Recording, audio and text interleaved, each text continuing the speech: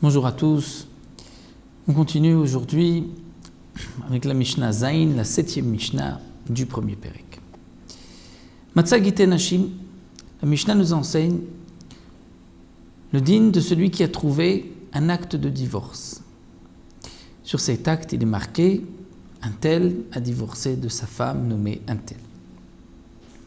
Va-t-il rendre cet acte de divorce à cette femme ?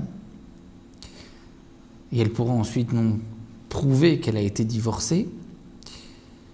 Lorsqu'elle va prouver par cet acte qu'elle a divorcé, c'est pas seulement pour la permettre à un autre homme, mais c'est aussi pour qu'elle puisse recevoir le montant de sa ktouba. Est-ce qu'on peut se fier à cette femme lorsqu'elle nous dira « Oui, j'ai été divorcée et j'ai perdu mon guet », son nom est marqué, il n'y a pas de doute, c'est cette femme, mais est-ce qu'on peut lui rendre ou pas ? La Mishnah nous dira que non, parce que peut-être que le mari a écrit le guet, mais il ne l'a pas encore donné. Il avait changé d'avis, il ne voulait pas lui donner le guet, et donc c'est pour cela qu'on ne pourra pas rendre le guet à cette femme. De même, si on a trouvé Shichurei Avadim, un acte de libération, à l'époque, lorsqu'on avait encore des esclaves kénaani, non-juifs, qui, à travers cet esclavage, devenaient en partie juifs. Ils avaient eu un début de conversion, et au moment où ils étaient libérés par un acte de libération écrit sur un shtar, c'est ainsi qu'ils devenaient juifs à part entière. Ce get shechur, si on l'a trouvé, est-ce qu'on peut le rendre à l'esclave, en disant il a certainement reçu ce get shechur, il est libéré, son maître ne peut plus lui demander de travailler pour son compte? Eh bien la Mishnah nous dira aussi qu'on ne pourra pas le rendre, puisque dans tous les cas mentionnés dans la Mishnah, peut-être qu'ils ont été écrits, mais que celui qui les a écrits a changé d'avis.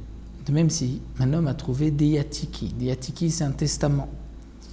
Est-ce qu'on rendra ce testament, dire aux héritiers, à l'héritier concerné ou à la personne concernée?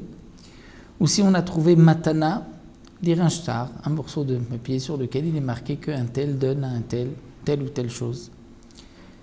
Ou shovarim, ou un reçu. Il est marqué que Réhouven a remboursé sa dette à Shimon. Est-ce qu'on pourra rendre le reçu à Réhouven, puisque ce reçu prouve qu'il a remboursé sa dette? La Mishnah nous dit non, à Rezelo Yarzir. On ne pourra pas rendre. Pourquoi? Shani Omer, je vais soupçonner que Ktuvi Mayou. C'est vrai qu'ils étaient écrits. Seulement Nimla Chaleem Shelolitnam, il a changé d'avis ensuite et il a décidé de ne pas les donner. Donc on ne pourra pas rendre ces shtarot qu'on a trouvés. Et comme nous l'avons mentionné, reprenons le cas du guet, de l'acte de divorce, même si la femme sait au fond d'elle qu'elle n'a pas été divorcée et que donc elle ne va pas utiliser ce guet pour se remarier avec un autre homme, mais malgré tout elle pourrait réclamer sa ktouba. Et le mari n'a peut-être pas, en fin de compte, abouti jusqu'au divorce, donc c'est pour cela qu'on ne rendra pas les shtarot qu'on a trouvés, dans la mesure où on peut penser qu'ils ont été écrits et que le propriétaire a changé d'avis. Le propriétaire, celui qui les a écrits, a changé d'avis et ne les a pas en fin de compte donnés. C'est pour la Mishnah Zayin, mais bientôt pour la Mishnah suivante.